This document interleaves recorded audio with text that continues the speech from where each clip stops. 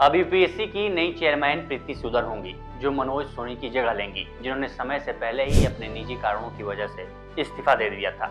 सोनी का इस्तीफा यूपीएससी उम्मीदवारों द्वारा कथित तौर पर फर्जी प्रमाण पत्रों के आधार पर नौकरी पाने से जुड़े विवाद के बीच हुआ था।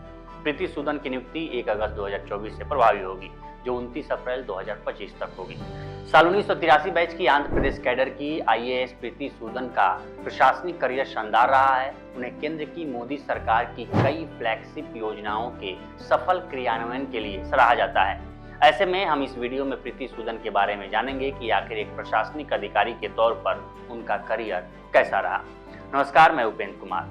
प्रीति सूदन का नाम पहली बार चर्चा में तब आया जब कोविड-19 के दौरान अचानक लॉकडाउन की घोषणा के बाद भारतीय प्रवासी मजदूरों के बीच घर जाने के लिए अफरा तफरी का माहौल पैदा हो गया।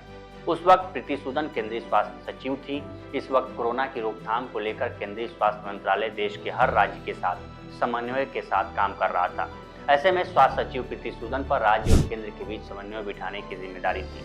अप्रैल की शुरुआत में जब लॉकडाउन की वजह से बड़ी संख्या में प्रवासी मजदूरों ने अपने घरों की ओर लौटना शुरू किया, तब प्रीति सूदन ने सभी राज्यों और केंद्र शासित प्रदेशों को खत लिखकर प्रवासी मजदूरों का ख्याल रखने के लिए कहा था।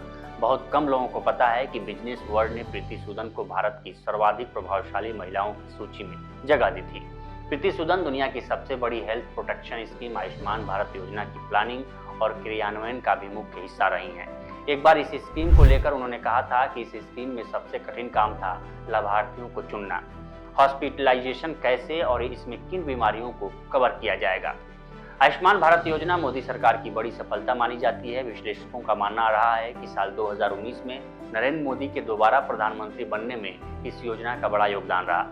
मूल रूप से हरियाणा से ताल्लुक रखने वाली सूदन इससे पहले कई महत्वपूर्ण प्रशासनिक पद संभाल चुकी हैं। रक्षा मंत्रालय में काम करने के अलावा वो आंध्र प्रदेश के रेवेन्यू और डिजास्टर मैनेजमेंट विभाग में काम कर चुकी हैं। वो महिला एवं बाल विकास मंत्रालय में स्पेशल सेक्रेटरी के पद पर भी रह चुकी हैं और जुलाई 2020 में केंद्रीय स्वास्थ्य सचिव के रूप में सेवा निवृत्त हुई। इसके बाद उन्हें संघ लोक सेवा आयोग में सदस्य के रूप में नवंबर 2022 में सरकार की तरफ से नियुक्त किया गया। इनकी एक उपलब्धि बेटी बचाओ बेटी पढ़ाओ को सही तरह से क्रियान्वयन कराना भी रहा है। इसके अलावा इन्हें राष्ट्रीय चिकित्सा आयोग, एलाइड हेल्थ प्रोफेशनल आयोग और ई सिगरेट पर प्रतिबंध पर कानून बनाने का क्रेडिट भी दिया जाता है। प्रीति सूदन विश्व बैंक की सलाहकार भी रही हैं और WHO के साथ स्वतंत्र पैनल के सदस्य के रूप में भी काम किया है। प्रीति सूदन के बारे में ये जानकारी आपको कैसी लगी, हमें कमेंट सेक्शन में जरूर बताएं। बाकी देश दुनिया की तमाम खबरों के लिए बने रहें लोकमत हिंदी के साथ। नमस्कार।